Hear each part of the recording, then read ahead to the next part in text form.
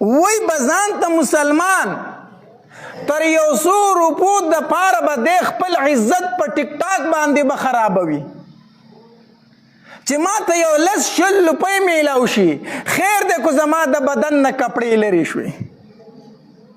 خیر دی کو زما د خور لور د بدن نه کپړې لرې شوې خیر دی کو په مسلمانانو کې فحاشي او عریاني خوره شوله یم به مسلمان کوم به په ټیک ټاک او په فیسبوک او په یوټیوب باندې دا کارونه مقصد مې به پسې شاته صرف 10 روپۍ وي چې دا زما جیب ته راشي او زه یوه خبره کوم چې څوک په دې سوشل میډیا باندې په فیسبوک باندې په یوټیوب باندې په ټیک ټاک باندې غلطې ویډیوګانې کوي دا ډیره د خطرې خبره ده دا داسې ګناه ده چې دی له انتها نشته دی سبا به په دې قبر کې پروت وي مړ به یې ستا دا غلطې ویډیوګانې چې څومره خلک ګوري تا ته به عذابونه په دغې قبر کې میلاویږي نن ته په خپله ځوانۍ کې په خپل حسن کې په ځان باندې نه پوهېږي ته غلطې ویډیوګانې کوي دا ویډیوګان به ستا بچي سبا ګوري چې زما پلار او زما مور د 10 روپو دپاره کمې کمې خبرې کړي دي زما پلار زما مور په دې سوشل میډیا باندې د 10 روپو دپاره د بدن کپړې لر کړي دي ستا به کم عزت د بچي سره پاتې شي چې سبا ستا بچي ستا دا ویډیوګانې ګوري ته به په کمو سترګو دې بچو ته خبرې کوي هره خبره په سوشل میډیا باندې داسې پرېږده وه چې سبا ستا دپاره صدقه جاریه وګرځي صدقه جاریه وګرځي زه مطمئن یم که زما بیان په دې باندې ځي الحمدلله دا مې د امید شته د رب نه چې سبا به په قبر کې پروت یمه مړ به یمه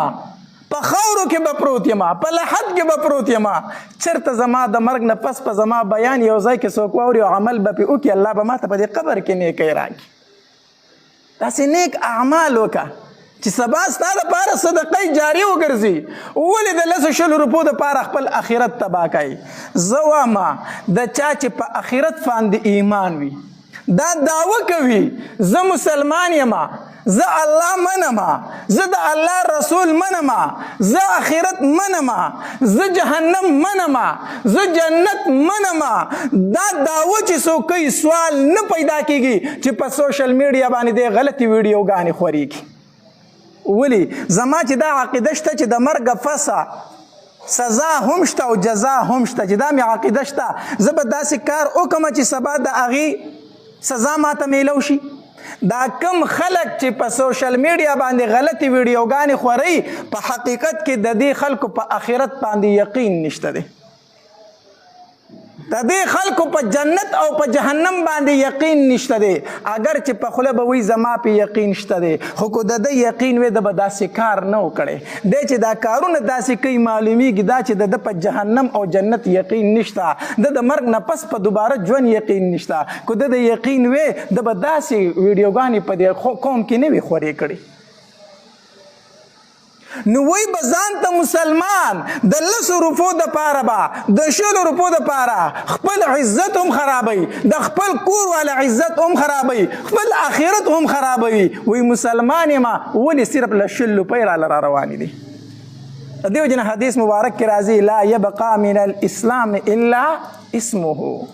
د اسلام به صرف نوم پاتې شي نوم چې په شناختی کارت کې به ورته مسلمان لیکلی شوی نه به ورله مونځ ورځي نه به د مونځ د رکاتونو نه خبر وي نه به د اسلام د ارکانو نه خبر وي لا یبقى من الاسلام الا اسم د اسلام نه به باقي پاتې نه شي مګر صرف نوم د اسلام به باقي پاتې شي